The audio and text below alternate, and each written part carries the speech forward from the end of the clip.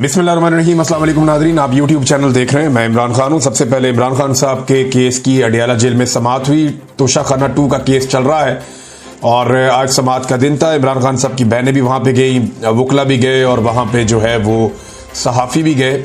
फिर वही सारी जो हमेशा से खुराफात होती हैं जेल के बाहर, वो तो होती रही, लेकिन कुछ बयानात सामने आए हैं जो इमरान खान साहब की बहन ने, अलीमा खान साहबा ने पहुंचाए पाकिस्तान के सोशल मीडिया तक। मीडिया पे तो इमरान खान साहब का स्टेटमेंट चलता ही नहीं है, कोई बताता ही नहीं है, लेकिन सोशल मीडिया पे जो इमरान खान साहब के अब तक बयानात सामने आए हैं, तफसीली जो सारी चीजें हैं, वो तो जब पाकिस्तान तहरीक इंसाफ का जो सोशल मीडिया का सेल है वो बैरून मुल्क से इमरान खान साहब के ट्विटर हैंडल के ऊपर पूरा उनका स्टेटमेंट डालेगा तो पता चलेगा, क्योंकि बड़े सख्त स्टेटमेंट है इमरान खान साहब के। एक तो इमरान खान साहब ने सहाफियों को यह बताया कि उनके बेटों से टेलीफोनिक मुलाकात होती है, जो बातचीत होती है टेलीफोन पे, वो काफ़ी अरसे से रोकी हुई थी, लेकिन बिलाखिर इमरान खान साहब की अपने बेटों से बात करवा दी गई है टेलीफोन पे, और ये बात कोई 1.5 घंटे तक हुई है। इस पे इमरान खान साहब ने कंफर्म किया सहाफियों को कि मेरी 1.5 घंटे तक मेरे बच्चों से बात हुई है, मेरे बच्चे मुझे मिलने के लिए पाकिस्तान आएंगे और बच्चे सियासत या किसी एहतजाजी तहरीक का हिस्सा नहीं बनेंगे।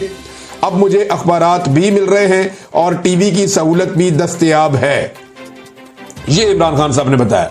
अच्छा, जिन दिनों में पाकिस्तान तहरीक इंसाफ का बहुत बुरा वक्त चल रहा होता है ना, उस वक्त इमरान खान साहब को अखबारात भी दिए जाते हैं। जिस वक्त एस्टेब्लिशमेंट का बुरा वक्त चल रहा होता है ना, उस वक्त इमरान खान साहब के अखबारात बंद कर दिए जाते हैं। तो आप ये तरीका वारदात देखें, क्योंकि आजकल पाकिस्तान तहरीक इंसाफ के खिलाफ फैसले आ रहे हैं, धड़ाधड़ अदालतें सजाएं सुना रही हैं, नाअहलिया हो रही हैं, तो ऐसी सूरत में इमरान खान साहब को अखबार भी दिया जा रहा है ताकि वो उसको पढ़ें और कमजोर पड़ जाएं।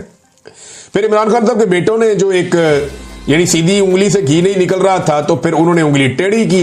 उन्होंने इंटरनेशनली जाके मुलाकातें भी की, आलमी तंजीमों को भी बताया, दबाव बढ़ाने की कोशिश की, इंटरनेशनल मीडिया को इंटरव्यूज भी 2-3 दिए उन्होंने।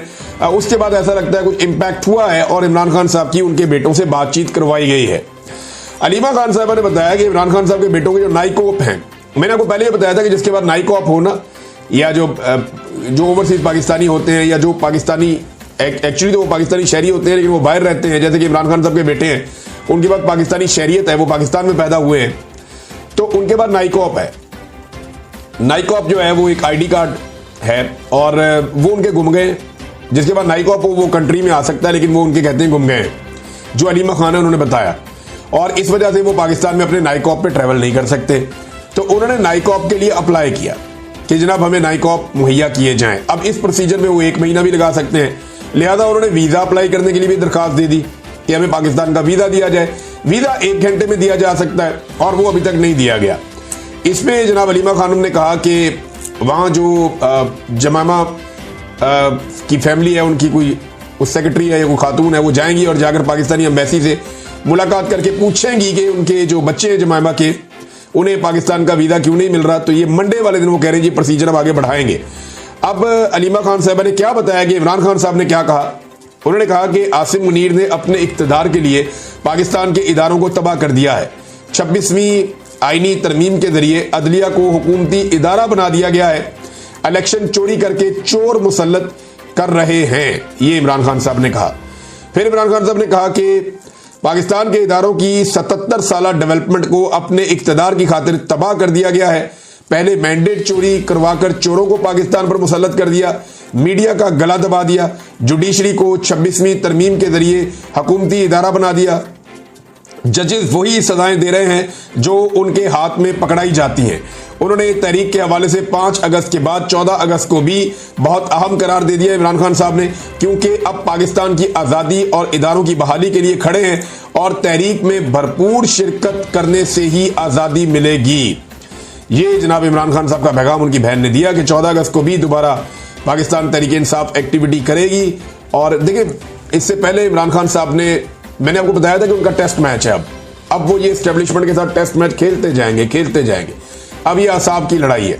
फिर 5 अगस्त आएगा, फिर 14 अगस्त आएगा, फिर 6 सितंबर आएगा, फिर उसके बाद सितंबर का अगला महीना आएगा, फिर अक्टूबर आएगा, फिर अक्टूबर के अंदर वो टाइम आएगा जब 26वीं आईनी तरमीम है, उसका साल मुकम्मल होगा, अदलिया की तबाही का 1 साल हो जाएगा। तो इमरान खान साहब को, और फिर 29 नवंबर आएगा जब आर्मी चीफ लगाया गया था, मौजूदा फील्ड मार्शल को, आसिम मुनीर साहब को, तो वो दिन भी आएगा।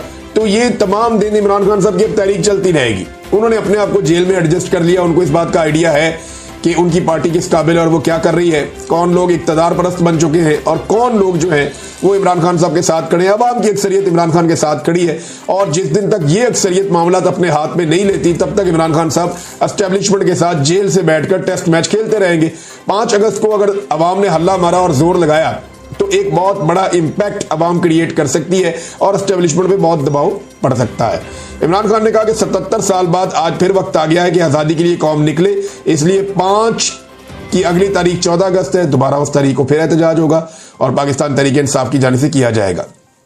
इमरान खान साहब ने एक और बहुत बड़ा स्टेटमेंट दिया है और ये बहुत बड़ा ऐलान है, उनका फैसला है। उन्होंने कहा जी कि ज़िमनी इंतखाबात में ना हिस्सा लेने का ऐलान। इमरान खान ने कहा कि जो लोग नाजायज तरीके से गैर कानूनी तौर पर नाअहल किए गए हैं उनकी जगह किसी को खड़ा नहीं किया जाएगा। इन लोगों ने पीटीआई पर एतमाद करके टिकट लेकर इलेक्शन लड़ा था।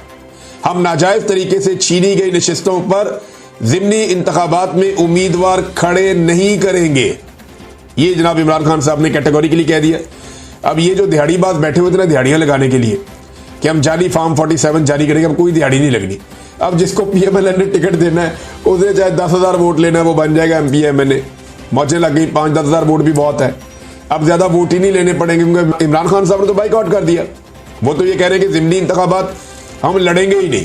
भाई इंतखाबात लड़ने क्या है, जितना मर्जी आप वोट ले लें। आपने भी देखा जो हुआ सियालकोट में, इससे पहले जो ज़िमनी इंतखाबात हुए वो भी आपने देख लिए। जो गिलानी खानदान ने ज़िमनी इंतखाबात के साथ किया वो भी आपने देख लिया।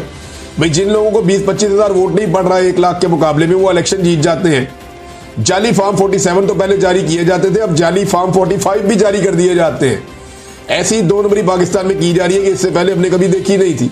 तो इमरान खान साहब ने कहा दफा करें फिर, अगर इन्होंने ऐसा जुल्म करना है और ये सीटें ऐसे हमसे छीननी है तो हम ज़िमनी इंतखाबात में हिस्सा ही नहीं लेते।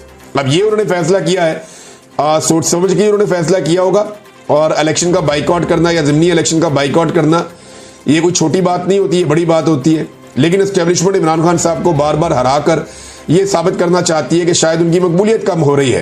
तो इमरान खान साहब इसका बाइकआउट करके एस्टेब्लिशमेंट का ये हथकंडा भी छीन लेंगे। और जिन लोगों ने दिहाड़ियां लगानी थी, जैसा कि जावेद लतीफ़ साहब ने बताया कि एजेंसियों के लोगों ने पैसा पकड़ा और फॉर्म 47 उन्हें दिए जिनसे पैसा पकड़ा गया। जावेद लतीफ़ साहब ने ये इल्जाम लगाया था, पीएमएलएन के नवाज शरीफ साहब के करीबी साथी है। अब मामला ये है कि दिहाड़ी कैसे लगाएंगे, मद्दे मुकाबले नहीं है। जब इमरान खान साहब ने उम्मीदवारी खड़ा नहीं करना तो फिर आप दिहाड़ी कैसे लगा सकते हैं, वो दिहाड़ी अब लगनी नहीं है। लोगों ने बड़े बड़े पैसे बनाए, बड़े लोग अरबपति हो गए इस सारे गोरख धंधे में जो पाकिस्तान के साथ किया गया गुज़िश्ता 3 साल में। तो इमरान खान ने कहा कि जनाब नाजायज तरीके से ये आए हुए हैं तो नाजायज तरीके से छीनी गई नशिस्तों पर ज़िमनी इंतखाबात में उम्मीदवार खड़े नहीं करेंगे। ये इमरान खान साहब का फैसला है।